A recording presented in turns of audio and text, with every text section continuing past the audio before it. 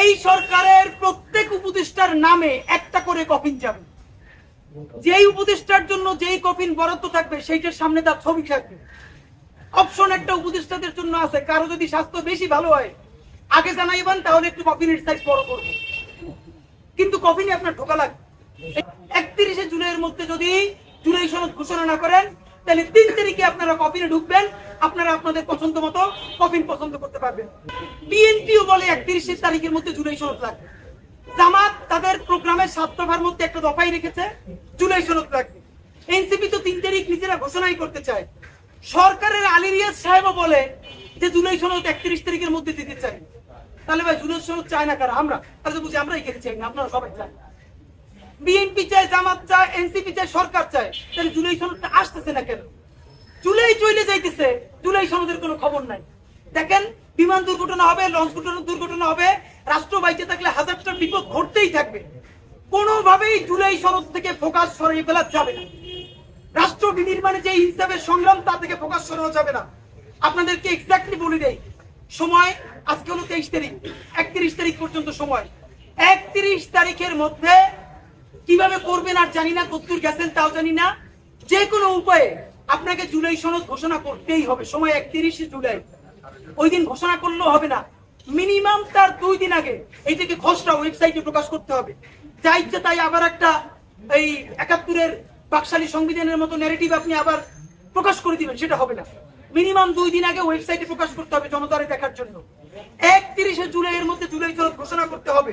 যদি না পারেন তাহলে আগামী অগস্টের 3 তারিখ, আগে ঘোষণা করেছিলাম, আজকে আবার মনে করাই দেই, অগস্টের 3 তারিখ মানে 31শে জুলাই শাহবাগ থেকে দুপুর 12টায় সচিবালয়ের সর্বাত্মক ঘেরাওয়ের উদ্দেশ্যে আমরা কফিন মার্চ ঘোষণা করেছি।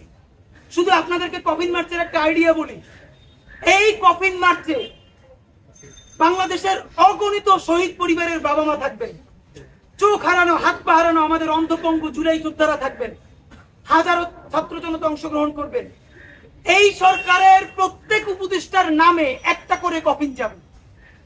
যেই উপদেষ্টার জন্য যেই কফিন বরাদ্দ থাকবে সেইটার সামনে তার ছবি থাকবে। অপশন একটা উপদেষ্টাদের জন্য আছে, কারো যদি স্বাস্থ্য বেশি ভালো হয় আগে জানাইবেন, তাহলে একটু কফিনের সাইজ বড় করব, কিন্তু কফিনে আপনার ঢোকা লাগবে। এই প্রতীকে coffin. BNP, Jamaat Islami, NCP আপনারা এইটা নিয়ে চাইলেও আপনারা পর্যাপ্ত প্রেসার তৈরি করতে পারেন নাই। এই রাজনৈতিক দায় আপনাদেরকে নিতে হবে, এবং এই 3টা রাজনৈতিক দলের সম্মানে তাদের জন্য একটা কফিন ওখানে থাকবে। কফিন যাতে জমি জমা বেচে চা লাগে, কিন্তু কফিন থাকবেই। সুতরাং আগামী 31শে জুলাইয়ের মধ্যে জুলাই সনদ ঘোষণা না করলে 3 তারিখ কফিন মার্চ হবে। সেই কফিন মার্চ থেকে সচিবালয় ঘেরাও হবে। জুলাই সনদ আদায় না কইরা সচিবালয় থেকে একজনও বেরোইতে পারবেন না। উপায় একটা, ওদিন যদি কেউ অফিসে না আসেন, এছাড়া আর কোনো উপায় নাই।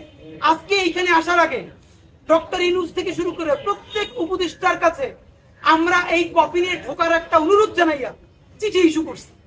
সেই চিঠি ইতিমধ্যে আমাদের প্রতিনিধিরা কুরিয়ার করে তাদেরকে পাঠাইতে কবে পাবে জানি না। এই চিঠিটা আমাদের ইনকিলাব মঞ্চের সদস্য সচিব আব্দুল্লাহ জাবের আপনাদেরকে পড়ে শোনাবেন, তারপরে সংবাদ সম্মেলন শেষ।